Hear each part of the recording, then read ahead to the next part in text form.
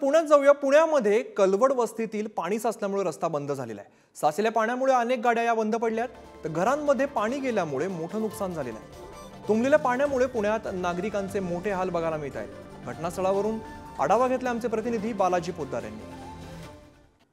शनिवारी रात्री जोरदार पाऊस पडल्याने पुण्यातल्या लोहगाव भागामधली ही कलवड वस्ती आहे आणि या कलवड वस्तीकडला जो दोन्ही कल्ला रस्ता आहे तो पाणी साचल्याने बंद करण्यात आलेला आहे, म्हणजे तो पाण्याने बंद झालेला आहे आणि नागरिक जे आहेत ते कामाला जात असताना आपल्याला पाहायला मिळतात। मात्र नागरिकांना या सगळ्या पाण्यातून वाट काढत जावं लागत आहे। जवळपास कमरे इतकं पाणी या भागात साचलेलं आहे। मोठ्या प्रमाणात रात्री गाड्यांचं सुद्धा नुकसान झाल्याचं इथले नागरिक सांगतायत।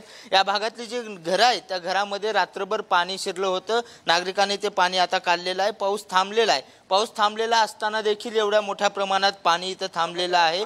महानगरपालिकेला आता पुणेकर प्रश्न विचारतायत, नेमकं हे जे नाले सफाईचं काम आहे ते का करण्यात आलेलं नाही, नेमके हे ठेकेदारांनी काय काम केलं याचा सुद्धा हिशोब आता पुणेकर विचारत आहेत। कारण रोज त्यांना हे असा सगळा प्रवास करून पाण्यातून वाट काढून जावं लागतं। आपल्यासोबत इथले काही नागरिक आहेत। काय झालं होतं नेमकं एवढं पाणी?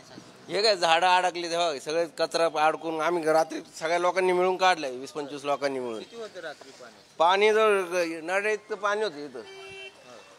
घरात पाणी शिरलं? घरात शिरलंय, दुकानात शिरलंय, लोक लहान पोरं इथं झोपवले ऑफिस मध्ये। काही दरवर्षी एवढं दरवर्षी काय दर टायमाला पाऊस झाला का एवढं पाणी साचते। पाण्याचा जो जोरदार फटका आहे तो या लोहगाव परिसरात पडलेला आहे। प्रशासनाने मात्र याकडे दुर्लक्ष केल्याचा आरोप इथले नागरिक करत आहेत। प्रशासनाने याची काळजी घेणं गरजेचं आहे। नागरिकांच्या दैनंदिन जीवनासोबत नागरिकांचं आरोग्य सुद्धा यामुळे धोक्यात येण्याची शक्यता आहे। व्हिडिओ जर्नलिस्ट अनिल गजलेसह बालाजी पोद्दार, पुढारी न्यूज, पुणे।